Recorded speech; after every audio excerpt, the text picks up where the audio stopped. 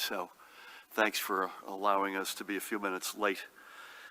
And we'll be moving around a little bit our schedule this week, which I alluded to over the weekend. I'll come back to that in a minute. With me today is the woman to my right who needs no introduction, the Commissioner of the Department of Health, Judy Persicelli. Judy, as always. To her right, Communicable Disease Service Medical Director in the Department of Health. Again, does not really need an introduction, Dr. Ed Lifshitz. Great to have you both with us. And to my left, another guy who does not need any introduction, the Superintendent of the State Police, Colonel Pat Callahan. Also, Jared Maples is with us, Director of the Department of Homeland Security and Preparedness, Deputy Counsel Paramel Garg, and to the rest of my colleagues. So Judy will go into this in a little bit more detail, but before we get to the numbers, I want to announce that we have now added data from our long-term care facilities to our online data dashboard at covid19.nj.gov. It is a comprehensive list of every long-term care facility in our state that has reported a case of COVID-19 among its residents, both by name and location. I know Judy will be able to speak more to this data in her report, but we are now going to see it. We are now going to see to it, rather, that every facility is reported openly as we had promised.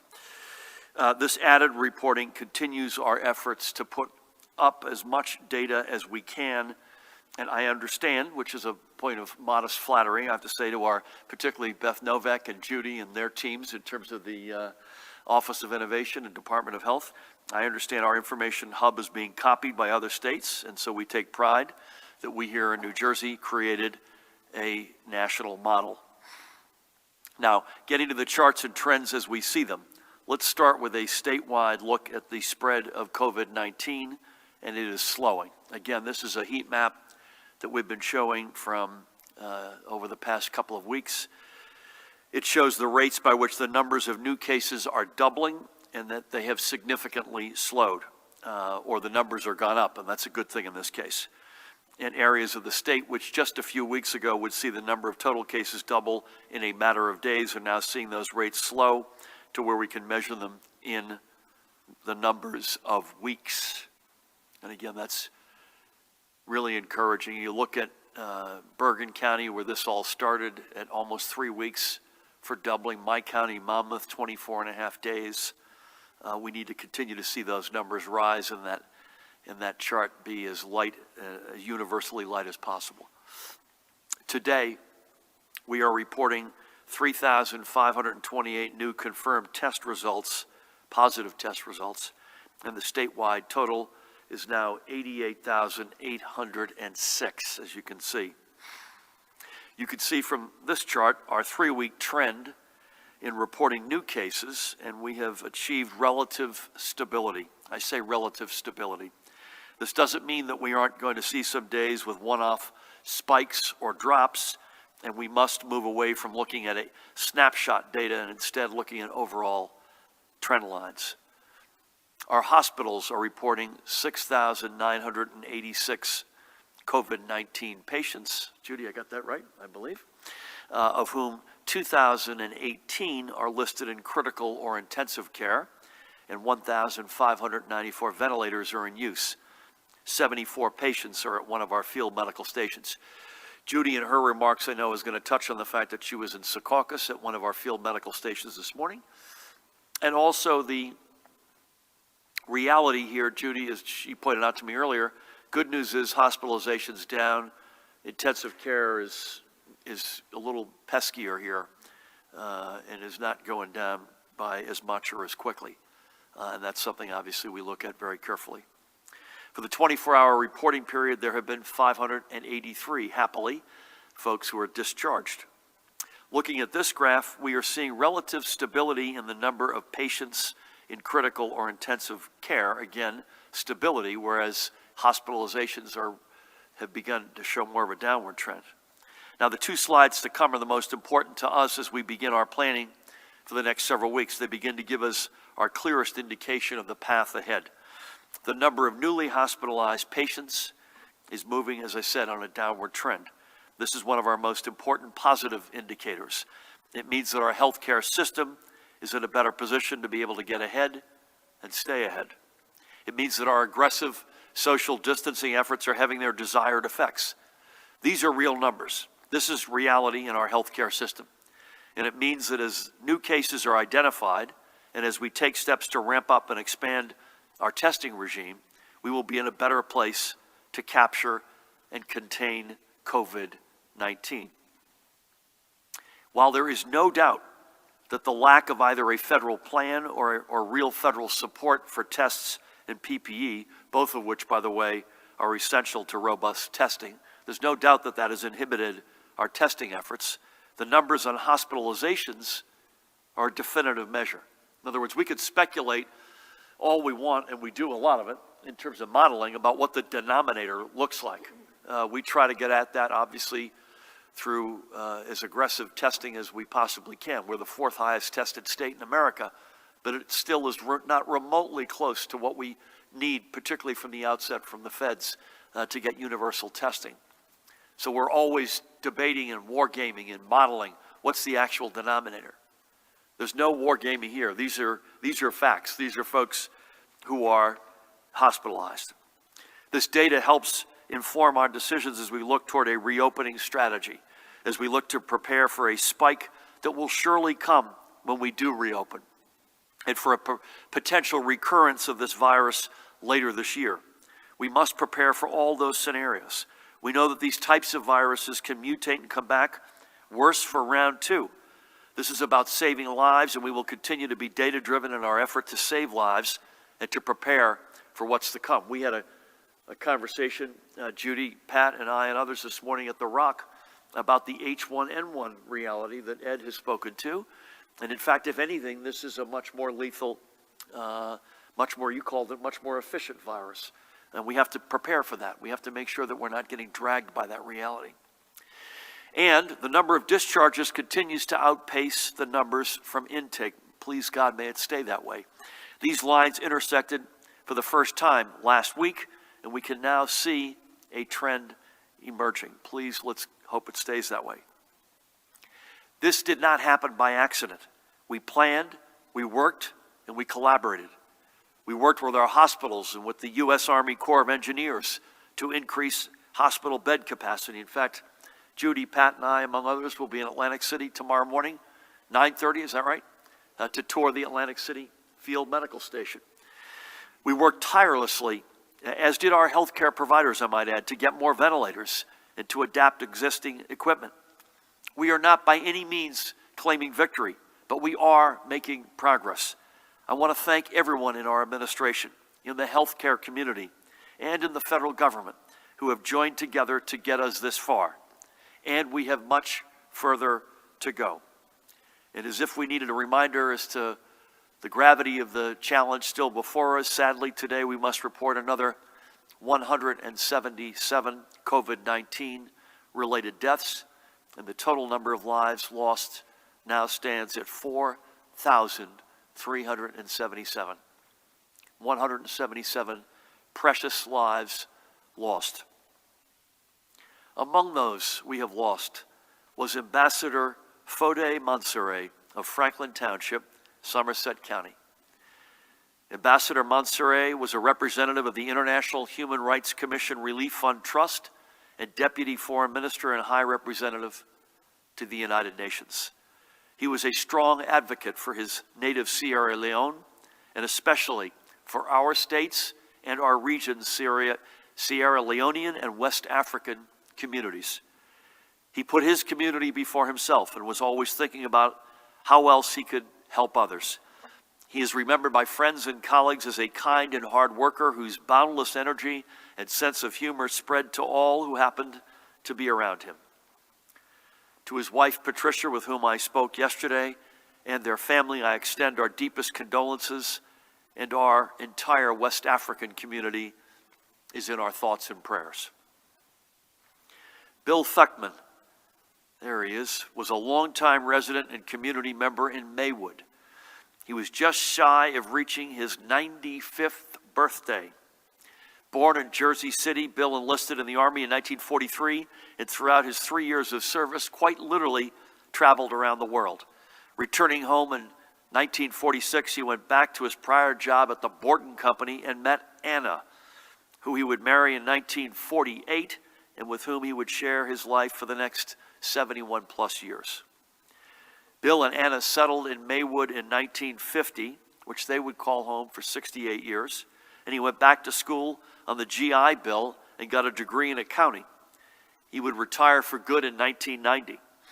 Bill and Anna again lived in Maywood for 68 years.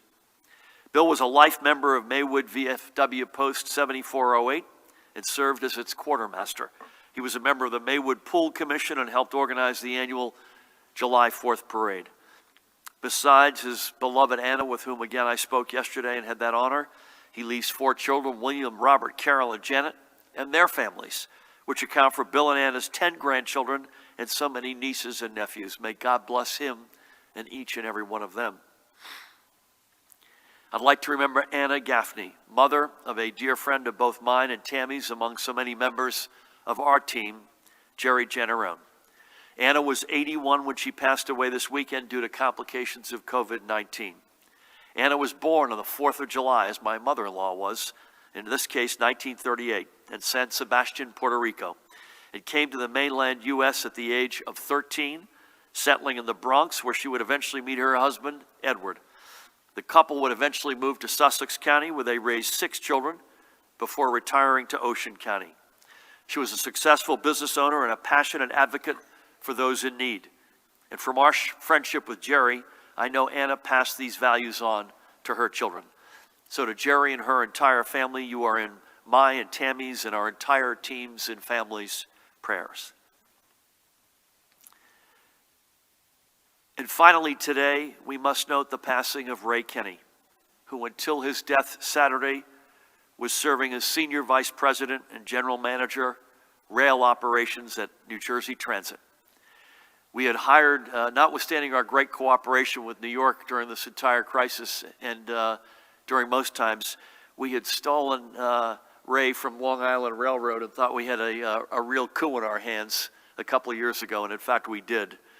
He was a key member of our team immediately, working hard and making progress in restoring NJ Transit's trains to where we know they can be and where we need them to be and where they will be.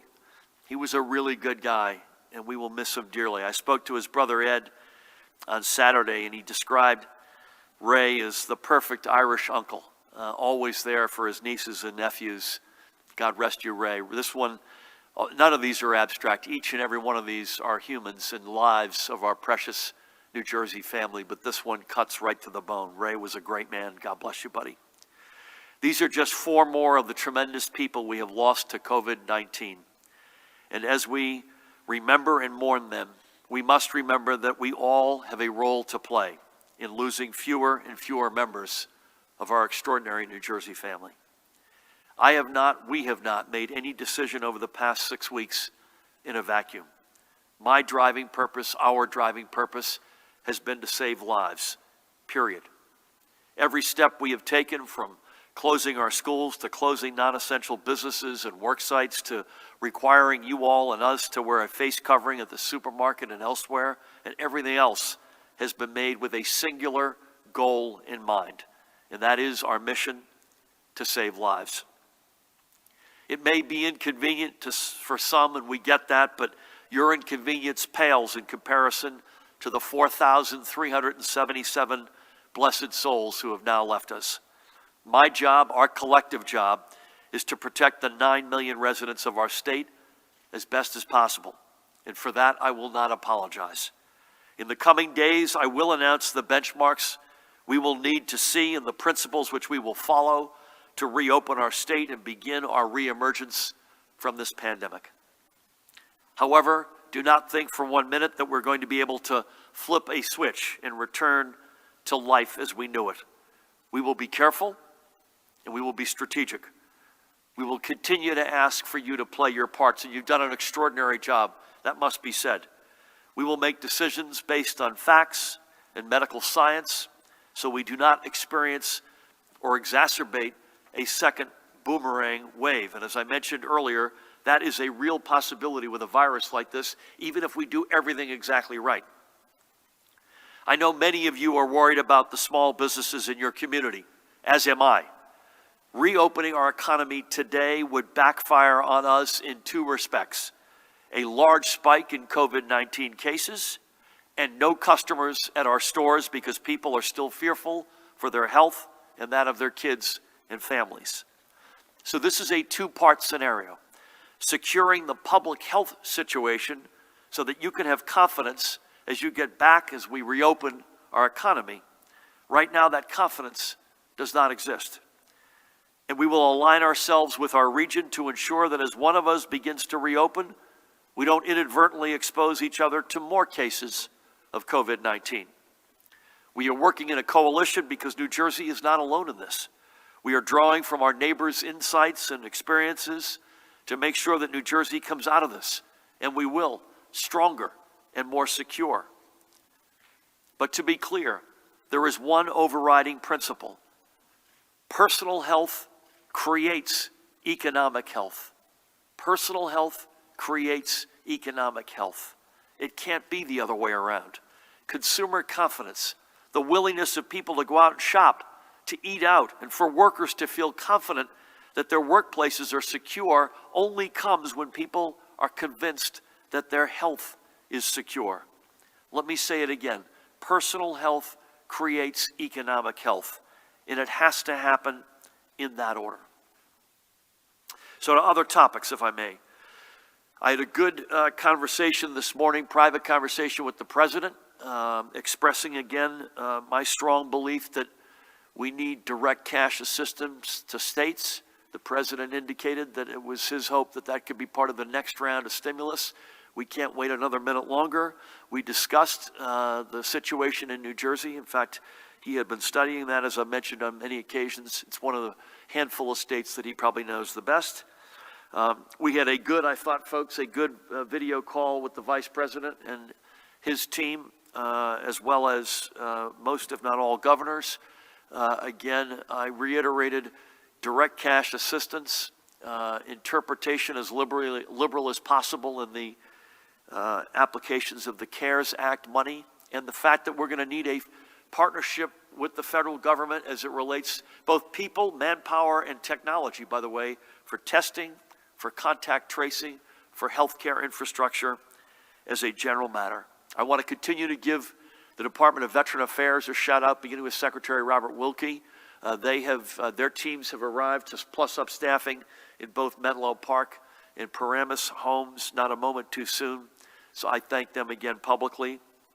I participated. There is a daily telephonic prayer gathering, which is hosted by my colleague, Reverend Derek Green.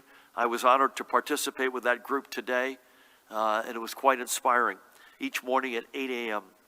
A lot of focus on Camden today. There was some press about cases rising in Camden, trying to parse through whether or not that was partly due to an increase in testing being done there versus some trouble spots. Our team reached out to Mayor Frank Moran, had a good exchange with Freeholder Capelli, spoke with Congressman Donald Norcross. That's something we've been focused on throughout the day. Back to the money side, which we can't ignore, the DGA under my leadership put out a statement on Saturday night, again reiterating the fact that we need urgently direct cash assistance to states. I had a very good exchange with Senator Menendez. I'm very happy to see, and if you haven't seen it already, it's worth a read. He and Senator Cassidy from Louisiana, bipartisan, by the way, Democrat and Republican, co-sponsoring a bill for $500 billion directed toward, again, direct state cash assistance. That's the amount that has been requested by the National Governors Association. I'm looking forward to speaking with Governor Hogan, who is its chair, later on this afternoon. I'm proud to report that the Office of Emergency Management, under the leadership of this man to my left, has now distributed more than 10 million pieces of personal protective equipment from the state stockpile that we've been able to put together. And over the past week alone, we moved nearly 5 million pieces, including nearly 900,000 N95 masks, 1.3 million surgical masks, and more than 2.6 million gloves. So to Colonel Callahan and his team, who have been working hard to source every piece of PPE we possibly can find, congratulations and thank you.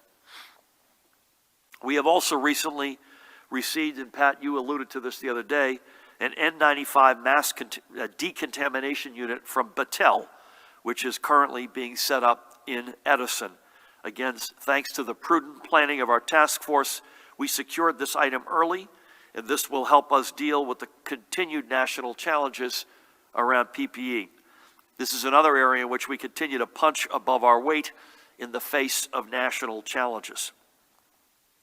And on Saturday, the National Action Network distributed face coverings and prepackaged meals to residents at the NAN Tech World campus in Newark, many of whom needed both. To the Reverend Al Sharpton and Pastor Steffi Bartley, dear friends, thank you for all you're doing in the communities. Pastor Bartley had sent me pictures literally as I was walking over or driving over here. Otherwise, I'll be flashing those up. And you and I will hear from Pastor Bartley as to why we didn't get these pictures up. But I promise you they exist. On testing, the COVID-19.nj.gov/testing page has been updated to reflect the 27 public and community-based testing sites available across the state. And as I have noted, there are many more sites which your primary care practitioner could direct you to if you meet the requirements for testing. All told, there are now 73 testing facilities in New Jersey. We were dealt a very tough hand as a country and as a state as it relates to the federal testing materials, and we have pieced this together one step at a time to get to 73 different sites, fourth highest number of tests of any state in America. Not what we're going to need to reopen by a long shot, but we have come a long way. We continue, as I mentioned, to work with our federal partners and the private sector to significantly ramp up our testing capabilities.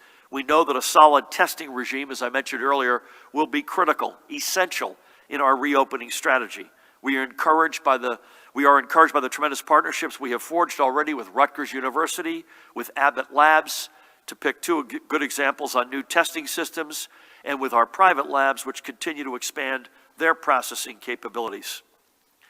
We also continue to ask for volunteers with medical experience to join our Army against COVID-19. Specifically, we need respiratory therapists, Judy, physicians, nurses, and paramedics.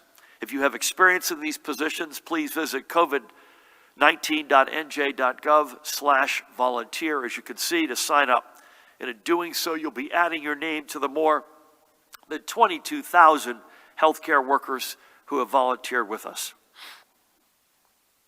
Finally, I want to acknowledge, before I turn things over to Judy, one of the best pieces of good news we have received throughout this entire emergency. Here is former Ridgewood High School lacrosse standout and Bates College D3 All-American Jack Allard. That's Jack with his sister and his mom and dad.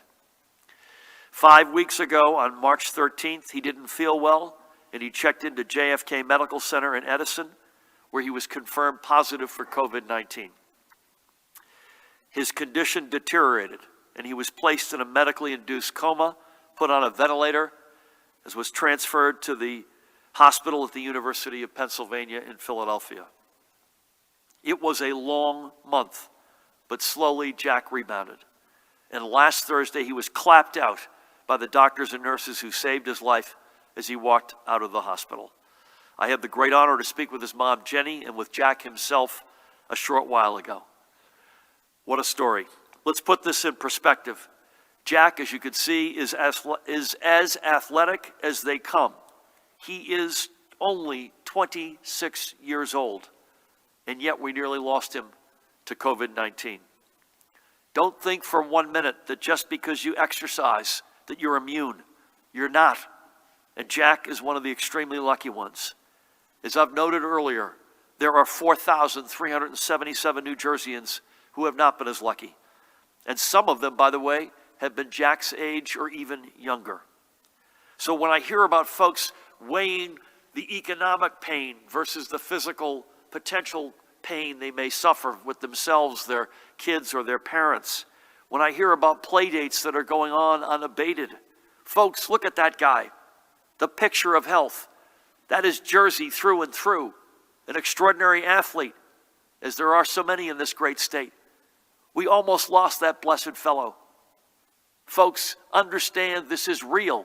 We'll get out of this, I promise you, but we won't get out of it with folks being casual about it. Now, overwhelmingly, you folks up and down the state have been doing just what you need to do. Please, God, keep doing it. So to Jack Allard and his family, we share in your joy and triumph, even as we mourn those we have lost. This pandemic has led us across the entire range of emotion. But for today, for Jack and for the hundreds more who have left our hospitals, we are hopeful and optimistic. And I ask you to continue spreading your hope and optimism by sharing the good news in your community with every New Jerseyan through the social media hashtag #NJThanksYou. So again, in a couple of days, I will lay out the blueprint for our way forward for opening our state.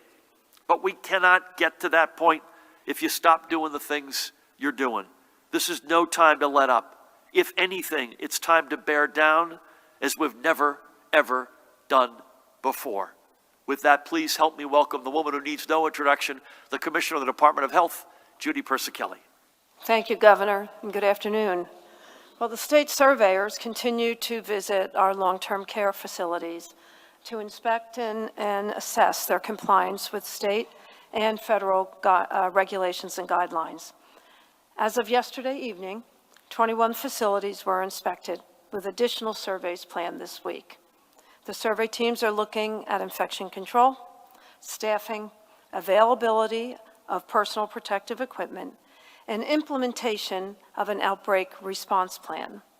For any facilities that have been issued and identified and issued deficiency reports, they will be required to submit to the Department of Health directed plans of correction this week. As a result of our finding at Andover Subacute and Rehab Center, we are requiring them to hire a consultant administrator, a consultant director of nursing, an infection control professional, and they are to cease all admissions. They must inform the department today of their progress and selection of these individuals, who must be approved by the Department of Health. As the governor mentioned, today we are posting a list of all facilities, their number of reported COVID cases, and the number reported deaths due to COVID-19. Repeatedly, we have reinforced their obligation to inform residents, staff, and families. However, we are still hearing concerns that that is not taking place. So in the full interest of transparency, we are sharing the details. Yesterday, the Centers for Medicare and Medicaid Services, CMS, issued new guidelines similar to New Jersey's mandate to require long-term care facilities to notify its residents and their representatives of cases at their facilities. You may recall, our first notice to them was on March 6th, and we reinforced that same notice on April 6th. CMS is also reinforcing an existing requirement in New Jersey that nursing homes must report communicable diseases, healthcare-associated infections, and potential outbreaks to state and local health departments. That is already a New Jersey regulation. They will also require that these reports go directly to CMS. We remind all long-term care facilities and all other healthcare facilities that they should report suspect outbreaks immediately to their local health departments. This will enable the local health departments to assist facilities in assessing the outbreak and put proper infection control procedures in place. Now for today's report, our hospitals reported last night 6,986 hospitalizations, which includes COVID-19 positive patients and persons under investigation. This is a 5% decrease in the growth rate. There are now over 2,000 individuals in critical care. 1,592 of those individuals are on ventilators, or of about 82%. Again, you may recall we were as high as 97%. A total of over 11,000 COVID-positive patients and persons under investigation have been discharged since March 31st. Our field medical sites continue to serve individuals who no longer need to be in the hospital. More than 200 individuals have been served at the Edison and Secaucus sites. Yesterday, at the Atlantic City site, which we will be visiting tomorrow, a training took place for 80 medical personnel and other staff who will be working there. And we expect that site to start serving patients this week. I had the privilege this morning of visiting the alternate care site at the hotel in Secaucus. Today, they have 32 patients. 9 are COVID-positive healthcare workers, and 23 are COVID-positive patients who came from the Secaucus federal site or the Edison site. Many of the patients coming from the federal medical sites are medically and socially complex and for many reasons cannot be supported in their homes.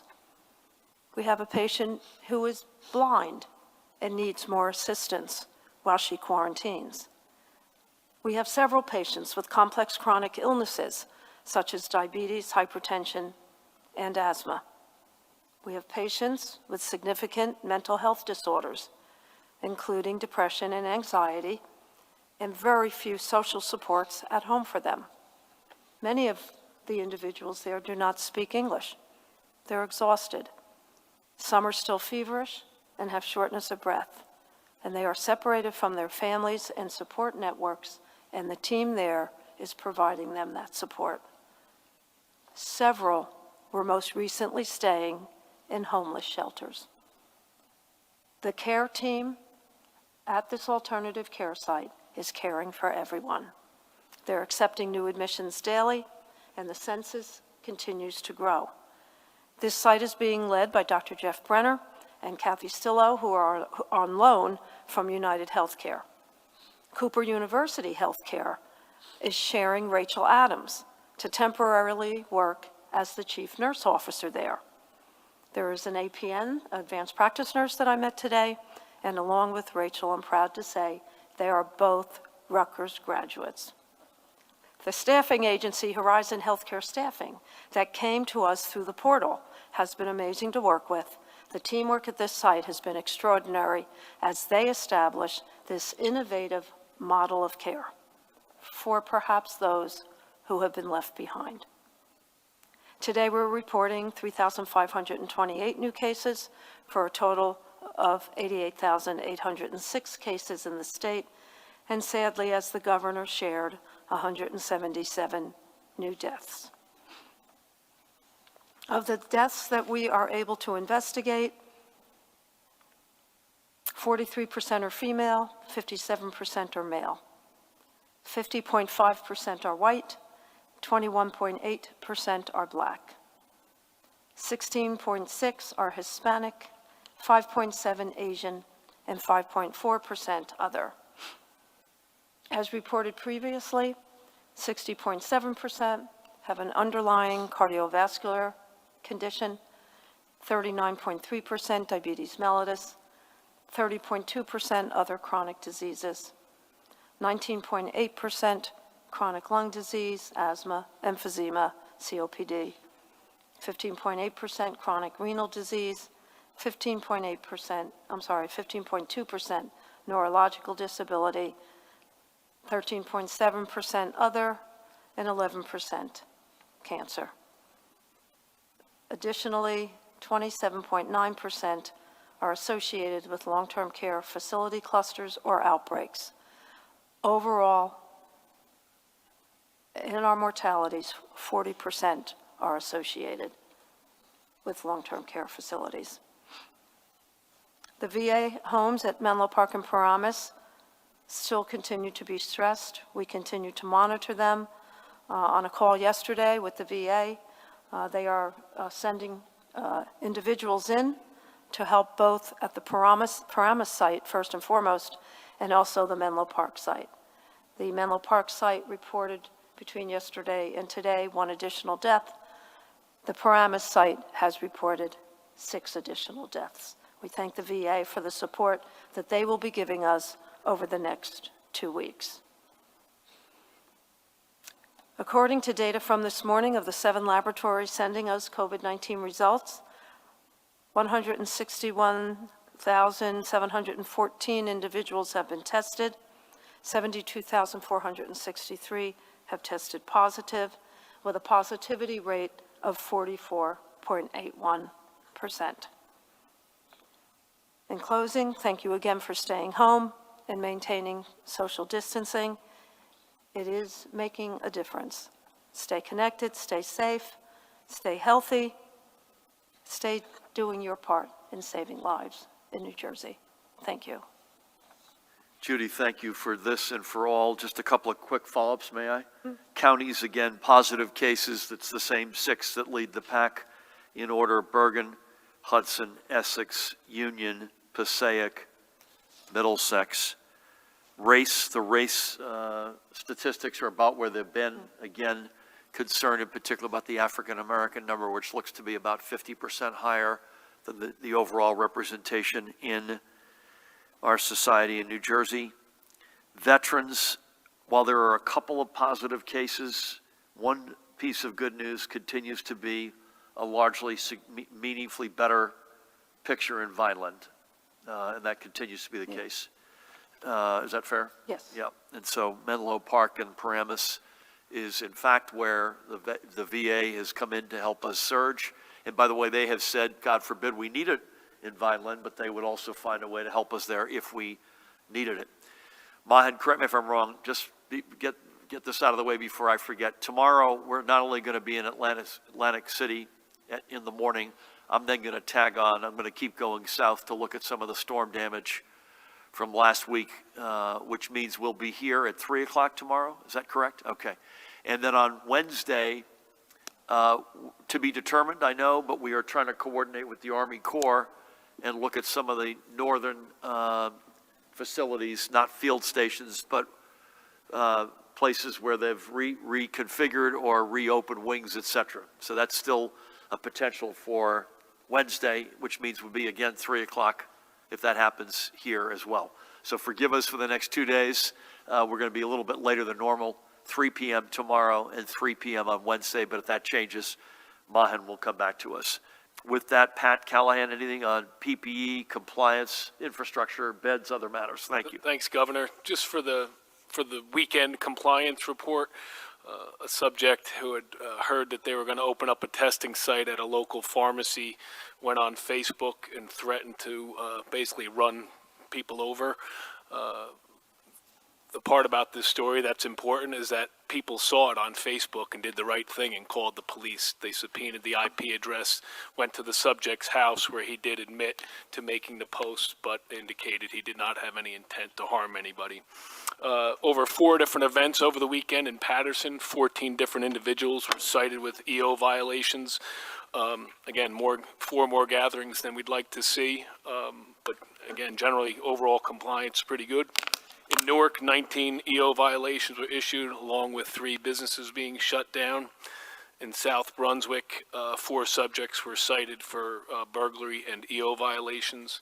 In Lambertville, a subject was cited for being in a closed state park. In Passaic, again, another large gathering where the owner of the home was cited for the EO violation. Jersey City, another subject, actually 7 subjects charged with being in a closed park. In Plainfield, a non-essential business was closed. And in North Vale, a subject had been warned 2 previous times, and yesterday was subsequently charged with EO violation and defiant trespass since she'd been warned 2 times previous. And lastly, just a subject charged with driving under the influence was also charged with the EO violation. And just to echo with regards to Atlantic City Convention Center, the staff that's come in from Department of Defense, as well as I think the Commissioner's shop in DOH has hired 15 civilians to help support the Atlantic City Medical Station. About 28 of those staffers have also been shifted over to Salem Medical Center to support the caring for patients that we've shifted down from some of our northern hospitals. So it's they're kind of splitting their duties and supporting us and being flexible, which is greatly appreciated. That's all I got, Gov. Pat, thank you. Again, I'm going to start with Sam. I don't know who's got the mic. Martel, is that you? How are you? Martel, I think, has been here every day since we've started. Would love to ask you to please consider 3, maybe 4, if they're short questions at most each. We've got a big crowd today, and when we're under the gun. Not yet, not quite there. Secondly, compliance to the knuckleheads who've been called out. They deserve to be called out for that kind of behavior, running people over at a testing site. I mean, you've got to be kidding me. What are people thinking? But for the most part, folks are overwhelmingly doing the right thing, and bless you and thank you for that. We just need you to continue doing that. And it's our job to be straight with you, to give you a sense of the road ahead of us. And I think you're starting to see that we're seeing some light here, but the human behavior factor has an impact in those charts, those numbers, those personal stories, unlike anything I've ever seen before. I'm concerned, as we all are, about ridiculous behavior, the likes of which, Pat, you describe. Unfortunately, we've got an example or 2 every day. I'm also concerned, I think we all are, about more benign behavior. My kid's 7 years old, not getting it's not the same experience at home as it is in the school building, and that's a worry and a pressure. There's the, I lost my job, or I've got an enormous financial pressure, even if you didn't lose your job. And then, of course, there's the healthcare reality of this silent killer that's taken 4,000 plus lives in our state already. And so that, at one level, we get that. We understand all 3 of those families of concern. You know, what's right for my kid, what's right for our economic health, what's right for our personal health.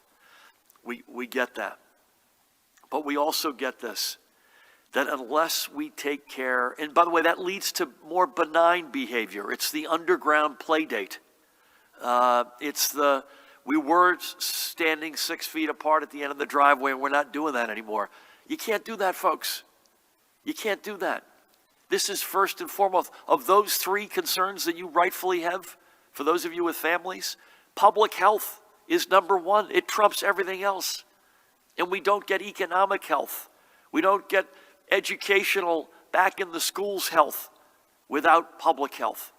And it's got to be that order of events. So I would ask you, please not only avoid just outright bad, hostile, stupid behavior, but also avoid the benign, let your guard down a little bit behavior. Because the minute we do that, that curve stops flattening, infections go up and not down, hospitalizations go up and not down, and sadly, fatalities go up and not down. We are on to something together. We can see the path to victory ahead of us. But we know just as certainly we have to continue to bear down. Please don't let your guard down, folks. I promise you we will get there. We'll get there together. We'll be stronger than ever before, but please don't let your guard down. Sam, fire away. Good afternoon, Governor, and thank you for the time. We are hearing from a lot of our readers in the Pine Barrens area that you have authorized online automobile sales. Online what? Automobile sales. Vehicle sales. Yeah. But it does them no good if they cannot register their vehicles or their new vehicles. Could you get closer with the microphone, Martel? But it does them no good if they cannot register their new vehicles on the DMV website. Additionally, we're hearing from high school seniors and farm families that they cannot obtain the necessary documents to legally drive now that they are of age because DMV facilities are closed. Are there any plans currently in place to establish new vehicle registration and new license registration online, or at least establish specific appointments for these folks? I have 2 more questions, please. Quickly, that was Thank a long you. Of course, yes, no problem.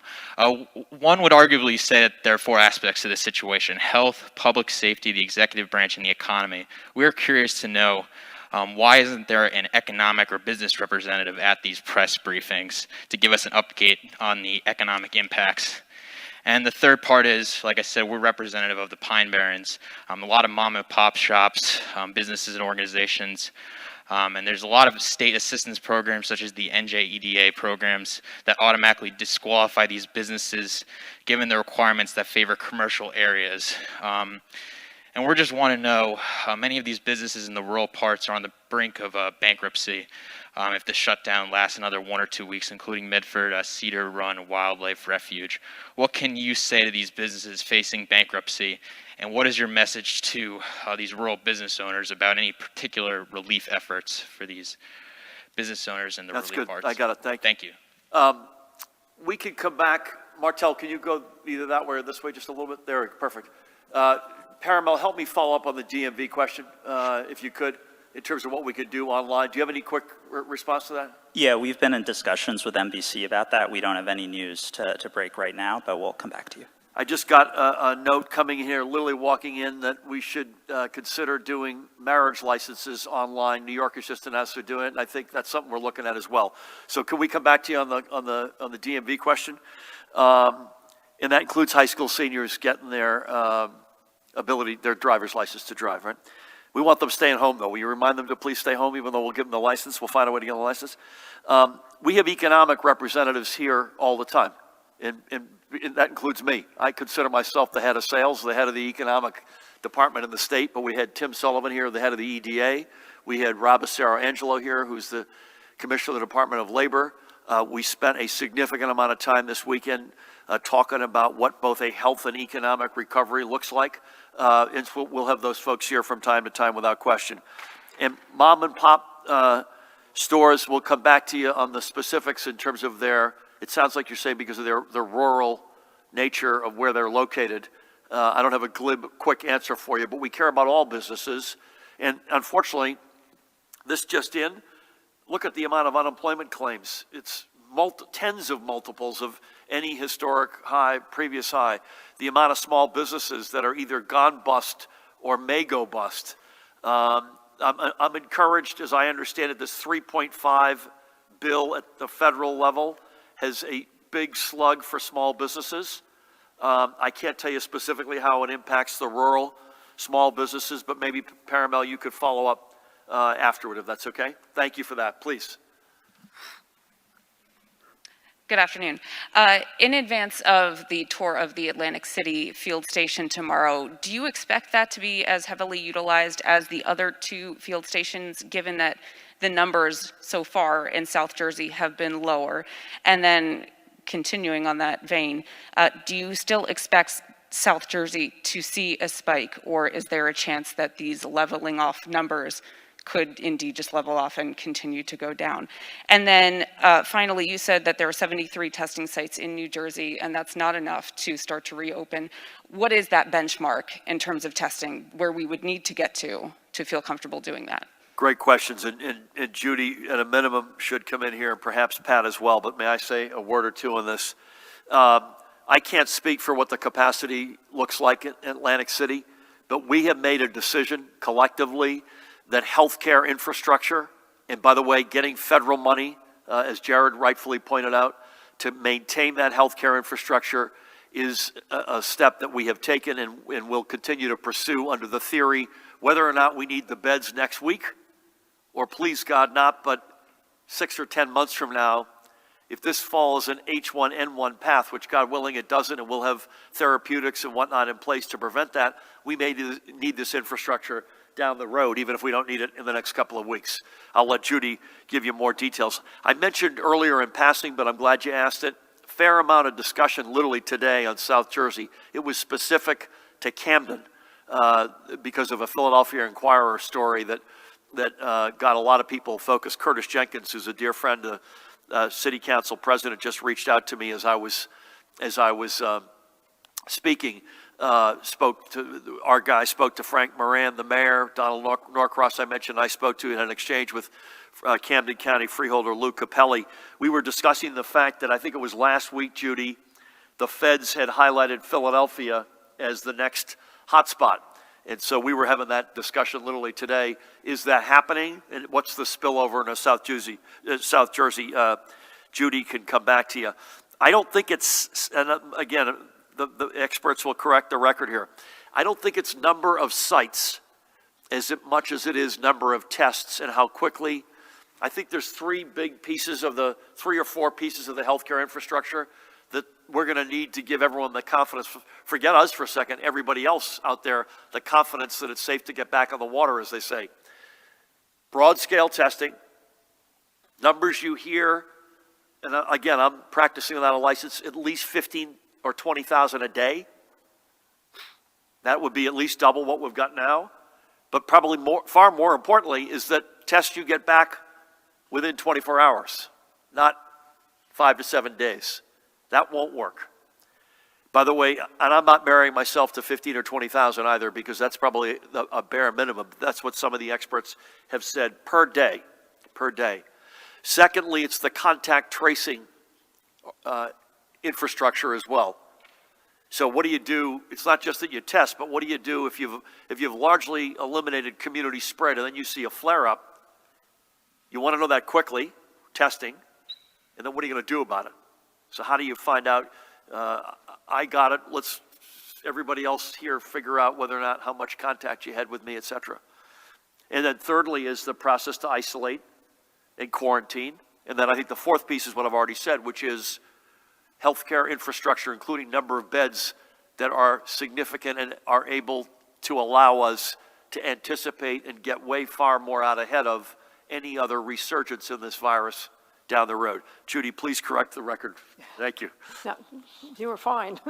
I think we're not expecting the Atlantic Center to be as busy as we're seeing, particularly in Secaucus, but we are expecting when we increase testing and the number of individuals that are asymptomatic that need to quarantine, not isolate, that would be a little bit different, but quarantine, we need to have that space available. As you increase your testing and you find positive cases and you have to contact trace, there will be people that cannot go back home, or perhaps they don't have a home to go back to. And if they're quarantine asymptomatic, the field is a place where more than likely they could be housed. So we're not only preparing for right now, we're preparing for the next 12 months, to be honest. Well, Camden has had a significant increase in testing, in positive cases. I don't know, I don't have the absolute numbers, but I got it here, 2,255 in Camden County. Yeah. Camden County, that is, pardon me. It was almost a 2,000% increase. Yep. Is what they were reporting. So we're watching any dense population in the South, which there are fewer. We're watching them very carefully. I'm working very closely right now with Kevin O'Dowd in Cooper and the testing potential and capacity they have. Kevin O'Dowd reminds me that we've said this before, but you've got a regional strategy, north, central, south. And Sharif El-Nahal is your point person in the north, Amy Mansue in the central, and Kevin O'Dowd at Cooper in the south. Ed, anything you want to correct the record on in terms of testing? No, I mean, that was just about perfect. You may not be licensed, but you're getting pretty close. I stayed at a Holiday Inn Express last night, as the ad used to say. I'm calling Sam and Andy Sam, so Andy, sorry about that. The reason why you get shouted out again is because Sue Fulton is watching, our commissioner of the Department of Motor Vehicles, and she said online sales through a dealer, you get a temporary tag that is extended every 2 months. And the only thing that's excluded are private sales. So if I sell my car to you or you sell your car to me. Thank you. Dave, welcome back. Thank you, Governor, and thank you for the concern that was voiced. The issue of testing, do we have any updates? I know there was a lot of discussion and potential excitement about the spit test from Rutgers, because that could be a quick turnaround and mass-produced. Any update on that at all? I know the president was talking about testing is a local thing. Even if we have 73, I think you said, different testing facilities in New Jersey, are we still waiting 2 weeks before we're getting results? And do we have a sense you had mentioned contact tracing. If we have enough health department infrastructure, personnel in the local health departments to be able to do that once we start ramping up testing and then presumably could identify hotspots and then deal with them and so forth. The number of groups, governor, and individual lawmakers calling for New Jersey to reopen in a slightly hysterical vein seems to be very small right now.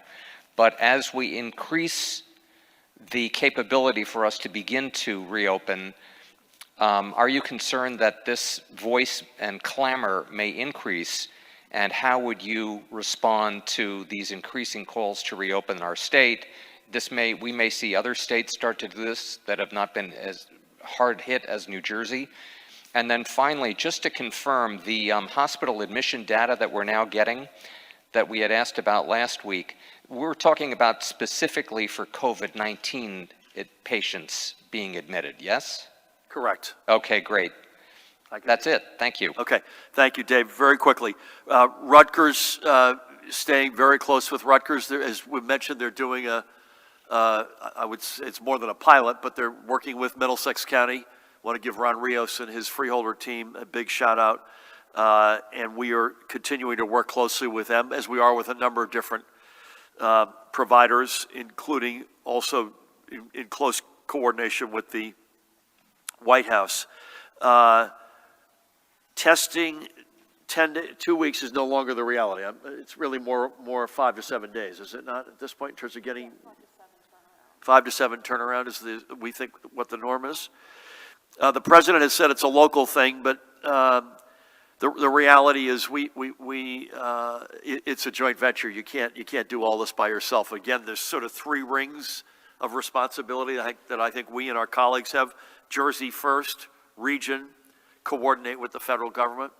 And right from the beginning, we just haven't had the national testing supplies that we need to do universal testing, which continues to be our objective. We have cobbled it together. I'm incredibly proud of the progress we've made to get to 73 testing sites, 7,000 to 9,000 a day from 0, but still not where we need to do, as you heard a minute ago, to give us the confidence to open up. We did hear today, and tell me if either of you heard it differently, that the CDC is going to explicitly put in 10 to 15 or 10 to 12, I forget which, individuals to help us coordinate in each American state to help us coordinate contact tracing.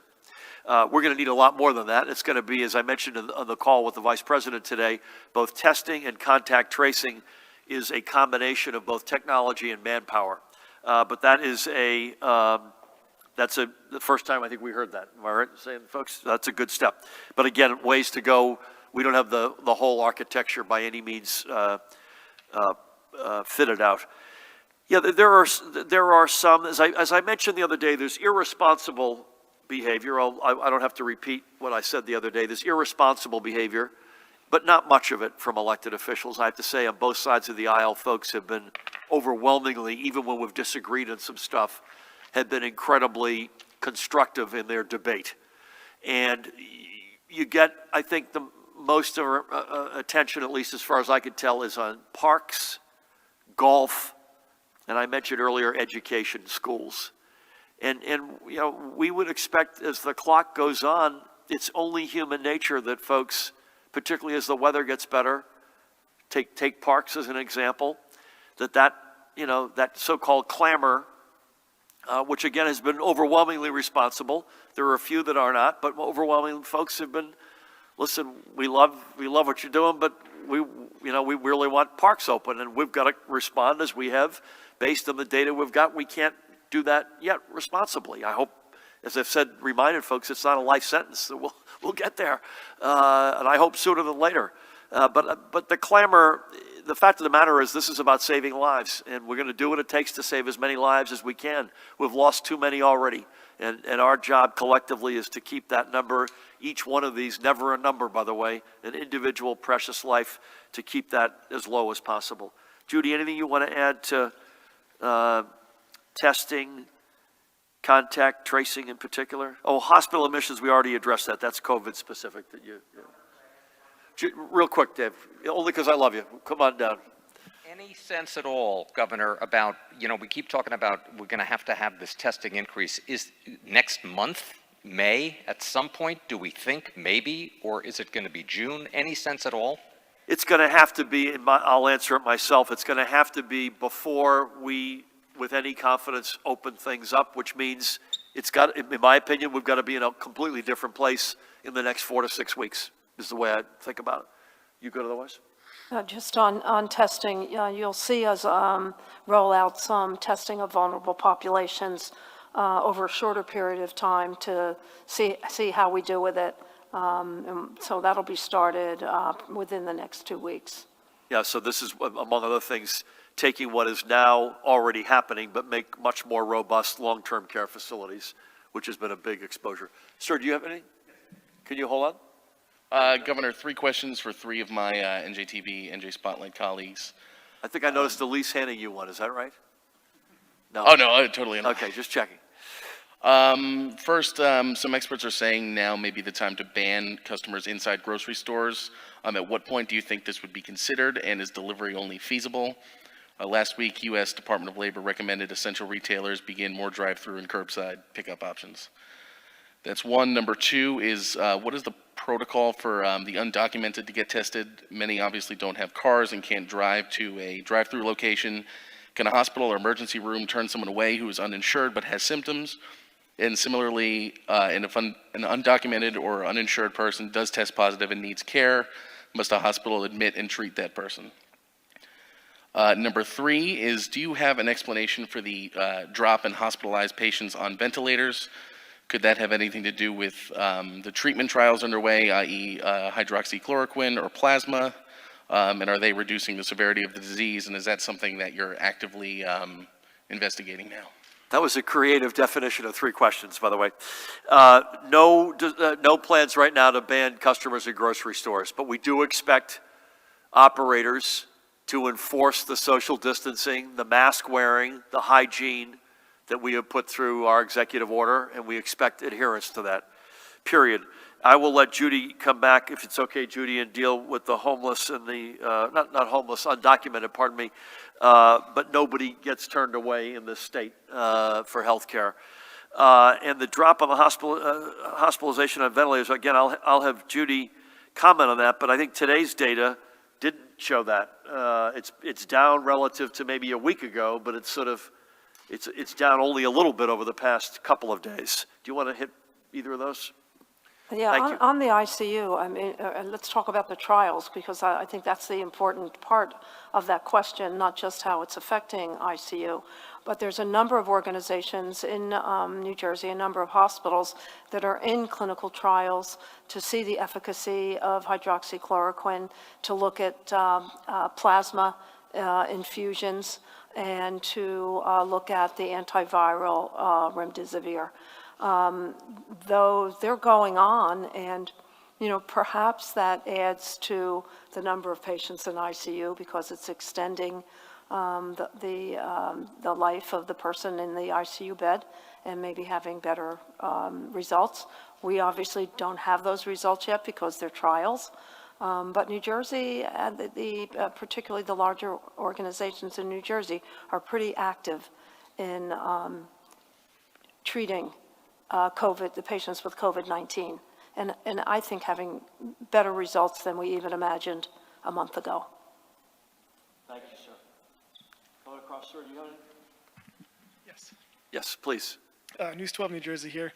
As a follow-up to your order, the executive order banning non-essential construction, it seems like most of the major construction projects in the state are still going on because of one exemption or another.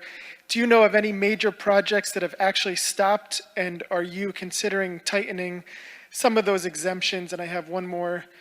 Will you fine-tune any of your restrictions by region, since some of the areas of the state are seeing more growth of the virus than others? Is that it? I'm not aware. We can come back to you. Mahan, can you come back with a question as to whether or not there's any large-scale construction project that was halted, if you could bear with us on that?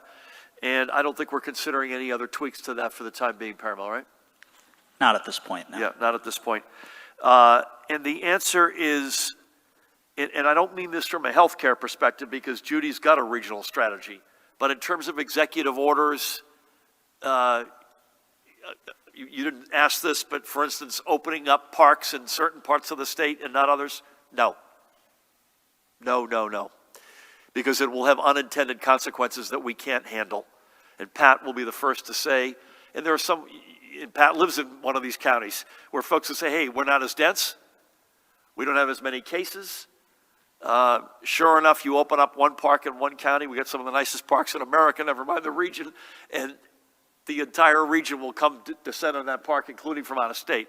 So that's very separate from Judy and Ed in a healthcare strategy, which is very much regional. And so far, knock on wood, that has worked to good effect. But I don't anticipate, Paramount, would you disagree with me? Please feel free to, everyone else does. No, so far, all of our executive orders have applied across the state. Could I see it potentially, perhaps, but I don't see it in any realism.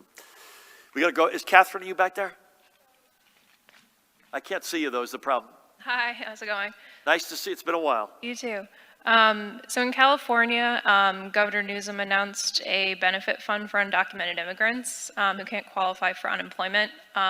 Is this something that you're considering in New Jersey? And then I also wanted to ask, are there any plans to change the state aid allocations for school districts? How should they be planning their budgets for the coming year?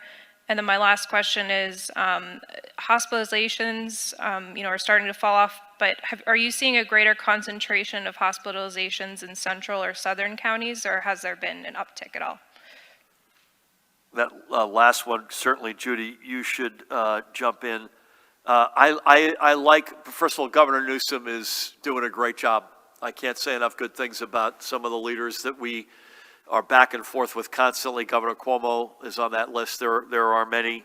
I saw it. I can't say that we've had any discussions about it, but Paramount's going to make sure to keep me honest. That's something we want to look at. We are, in many respects, as I've said so many times, the most diverse state in America, and that means that we are the immigrant state in so many respects, and that what he's doing is potentially quite relevant for what we're up to. Nothing new to report on state aid allocations. As you know, we've extended the fiscal year to September 30, which I know is complicated because God willing, we'll be going back to school before then. So I accept that that's something that has more urgency to it. I've committed to a budget by August 25th, I believe at latest. And just to remind everybody, expenses are skyrocketing because we are the first responder to people who lost their job, their small businesses, somebody who's sick, and at the same time, our revenues have fallen off a cliff. So I want to repeat our plea for large-scale, big-time, many, many billions of dollars of direct cash assistance from the feds. In the meantime, also to keep on that table the notion of borrowing through the Federal Reserve, and it's not either or, that you could do both of those things and do them responsibly, but we need help from the bullpen financially. Judy, do you mind hitting the question on hospitalizations? Particularly, are you seeing a different texture to this based on the region? We separate the state into three regions, and we actually look at bed capacity and available beds and filled beds, critical care and medical surgical by region. And what we've seen in the graphs that we see every day, because they're completed at 10:30 the night before, is that we see a little bit less use of beds in the northern region, but increasing in the central region, as you can imagine, especially the intensive care beds. So we're watching that very carefully. That's where the regional collaboration comes in, if we need to move equipment or if we need more intensive care capacity. So definitely seeing more in central right now. I'll tell you, it just reminds again to say great news, but caution.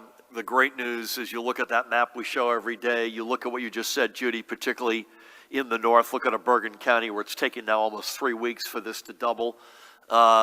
Just extraordinary behavior The problem is that that behavior, the minute it changes, it can literally take us the other way. So just folks, again, please keep doing what you're doing because it's working. Sir, and Matt, we'll come back to you in a second here. Kyle Mazza, thank you, Governor, for taking the time and for doing the briefings. I wanted to ask about the protests that are flouting around and people are saying they're going to protest to reopen the state. I wanted to know what your thoughts were on that. Thank you, Governor. My pleasure. Listen, they haven't changed. I was asked, we'll come down to Matt next, Martell. They haven't really changed since I've been asked about it. They have a right to protest. I would prefer that they somehow do this virtually and that they're not out leaving home. We want people to stay home. Remember, that's still what we want you to do, and to stay away from each other. They have their right to protest.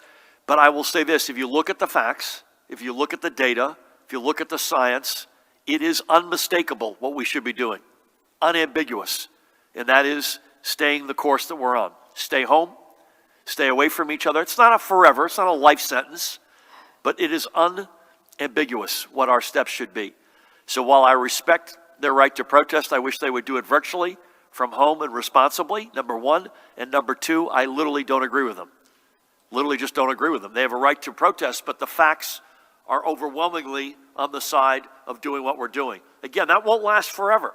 We are right now meeting morning, noon, and night, figuring out what do we need in place? Where is this virus? Again, personal health creates economic health. Let's get ourselves healthy again, and then we'll get our economy healthy again. And I'll be the happiest guy in America the minute we can turn that dimmer on and get back to some sense of normalcy. Thank you. Matt. Thanks, Governor. And speaking about testing, I'm curious to get your reaction to the Trump administration, specifically the Vice President, who you mentioned, remarks about states having enough testing and there's plenty to go around. Also, the spread of the infection in Washington nursing homes was linked by the CDC to staff members working multiple jobs and taking the virus with them. Any consideration here in New Jersey to limit workers to only one facility? And real quick, you mentioned Blueprint, you mentioned earlier. So is that long-term care specifically? Nursing homes and long-term care, yes. You mentioned that you're going to be announcing a blueprint to reopening the state. Curious just of a timeline about when you can expect that, maybe by the end of the week, and just kind of what we could expect to hear from that, Governor? Yep. Listen, I think I'm going to say something which is from the heart. I'm on a back and forth with we all are, with all variety of federal partners. And for the most part, as I said, we've not had one call that hasn't been answered or returned. Now, we haven't necessarily always liked the answer. We've gotten stuff, but we've invariably needed more. There have been some extraordinary highlights, though. The Veterans Affairs team have been extraordinary. The Army Corps has been extraordinary. And FEMA, although at one point they were waffling on us, have been extraordinary. That must be said. And high on that list is the Vice President, I have to say. And I have to say that. He has been responsive. Again, we haven't gotten a fraction of what we wanted necessarily, but he has been responsive. I would just say with the greatest respect, we don't see it that way as it relates to testing. There is not, as far as we could tell, plenty to go around. And we've turned over every stone we can find here. We need more capacity, more materials. We needed it on a going-in basis, and we continue to need it. And I say that with the greatest of the utmost respect for him and for his office. Judy can come back to you on long-term care employees with Ed, but I think you highlighted right up front that you had the reality of asymptomatic workers in these long-term facilities unwittingly, and this is unfortunately not just a New Jersey story or tragedy that's unfolded, this is a national one, but please come back to that. And the blueprint, I would hope you would have some sort of a broad blueprint this week. And it will be broad, and I would guess it will not be specific as to timing, but it'll be a series of principles and values that will guide us as we sort of put that are frankly already doing that, but as we sort of put the pieces in place to get back to some sort of new normalcy. Judy, would you add anything on either testing or long-term care in particular? Well, I'll talk about long-term care. We don't anticipate telling CNAs particularly that they can't work and they must work in only one organization. There's a reason why they're working in several places. It's because the wages are not enough to support what they need to do to support their families, put food on the table, and they're working their little hearts to the bone here, just trying to survive. What I'd rather do is take better care of them, making sure that they understand their own health and well-being and how that's transferred to whatever patient they're taking care of at whatever facility. I don't know what this looks like, so I'm just saying this as and disagree if you wish. Judy, you've forgotten more about this than I'll know. To say that we are going to accept the reality of the long-term care facility industry on a going into basis to this crisis as an ongoing reality, that will not happen. So there's profound, tragic, big and small lessons that all of us have learned at a national level and certainly in New Jersey. And I want to underscore what Judy said. We've got heroic employees, not just healthcare workers in hospitals, but in long-term care facilities, in veterans' homes, in psychiatric hospitals, in corrections facilities, in homes for the developmentally disabled, whatever it might be. And in too many cases in this country and in this state, they're not compensated what they should be compensated, the levels they should be compensated, and they've been going in without the armor that they should have had and need, and I would say no more acutely than in long-term care facilities. So that is, you can assume that's something that we're looking at in a very comprehensive way. I'll leave it there for the time being. Elise, please. Good afternoon. On your Trump call, when you pressed for more cash for states, what was the president's reaction exactly, if you can say? And regarding the veterans' homes, how has Vineland managed to avoid an outbreak that was so widespread in Menlo Park and Paramus? How widespread is the testing in Vineland? And in a disclosure statement, your administration mentioned $5 billion in potential GO borrowing. Does that represent the total of what you would seek, or do you expect to add to that figure the Fed program and short-term borrowing?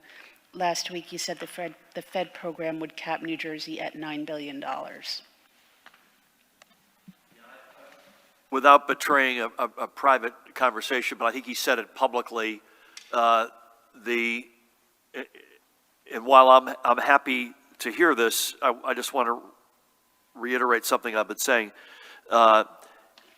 He reiterated privately, I just was a general matter, what's been said publicly, which is small businesses were the focus of 3.5. And meaning, and also implying that states would get their, implying that states would get their attention in the next round. I would just say this, I want to help small businesses as much as anybody in America, but by helping small businesses doesn't mean that we can't help states. And we are the frontline reality right now. Both sides of the aisle would agree with this. We are the ones at the point of attack if you're sick, if you've lost your job, if you are a small business. And again, we want help for all the above, but for us to continue to be able to responsibly be there, we're going to need a lot of help, or the consequences, without getting into them, will be grave. And again, I want to reiterate, Senator Menendez and Senator Cassidy have a really good co-sponsored bill, Democratic and Republican sponsors. It's exactly what the doctor ordered. Before I turn it over to Judy, yeah, I think the answer is formulaically, Elise, as we do the math, we can do up to $9 billion. So I think we reserve the right to revisit that. part of that answer depends on the one I just gave you. The extent to which we get direct cash assistance to the states, that puts us into a different place and a better place, assuming it's a sufficient amount of support.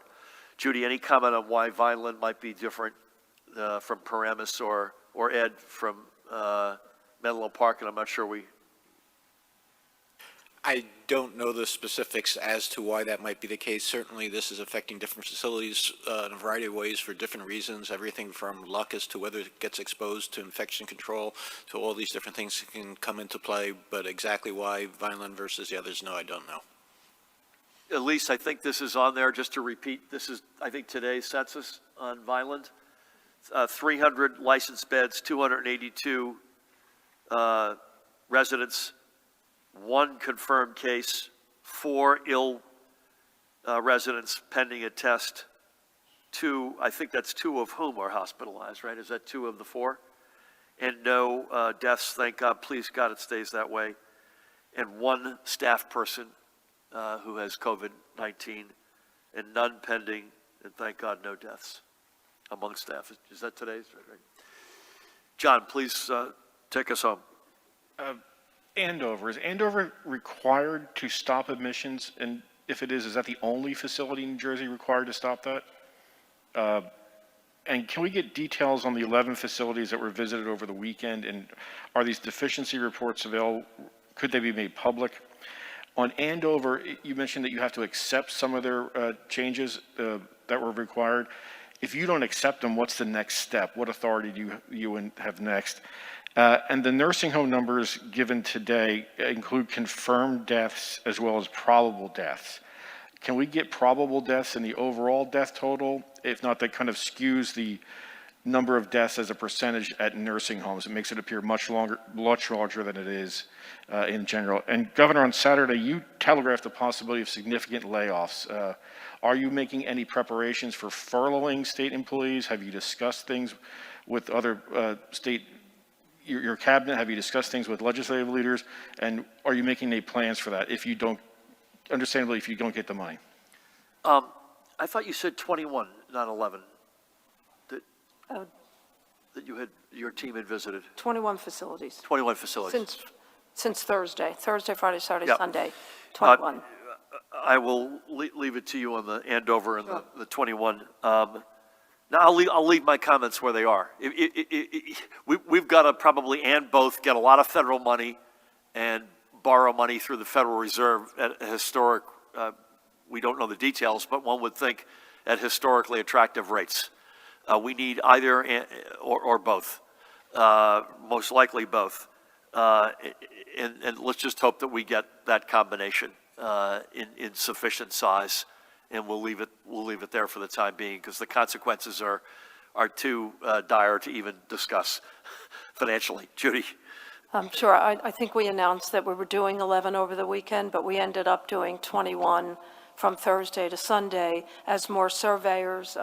Their N95s came in too large, but then we got the right fit tests, and more went out into the field. They were able to do 21.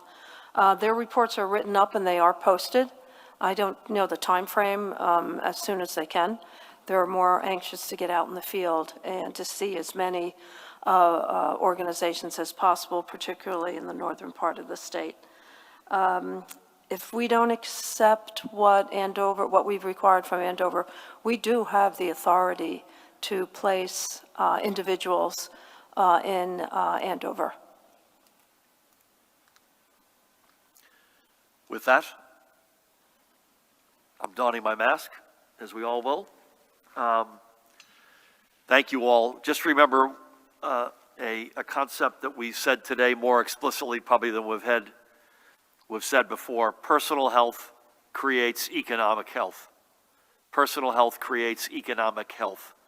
And that's our mindset. That's what all of our mindset needs to be. For the members of the press, we'll be together again tomorrow at 3 p.m. Again, apologies for the delay. We'll be at the Atlantic City Field Medical Station at 9:30 a.m. tomorrow morning. I will then do a run through, I think, Wildwood after that. And we'll be back with you tomorrow afternoon. Details, we'll let you know the details on Wednesday. Commissioner Judy Persicelli, thank you. Dr. Ed Lifshitz, thank you. Colonel Pat Callahan, thank you. Director Maples, Paramel Garg, the rest of the team. Folks, again, personal health creates economic health. Stay at it. We're doing an extraordinary job. I mean, just an extraordinary job. But please, we need to stay at it, folks. And if we do, we'll crack the back of this damn virus and we'll emerge as one New Jersey family, stronger than ever before. Thank you.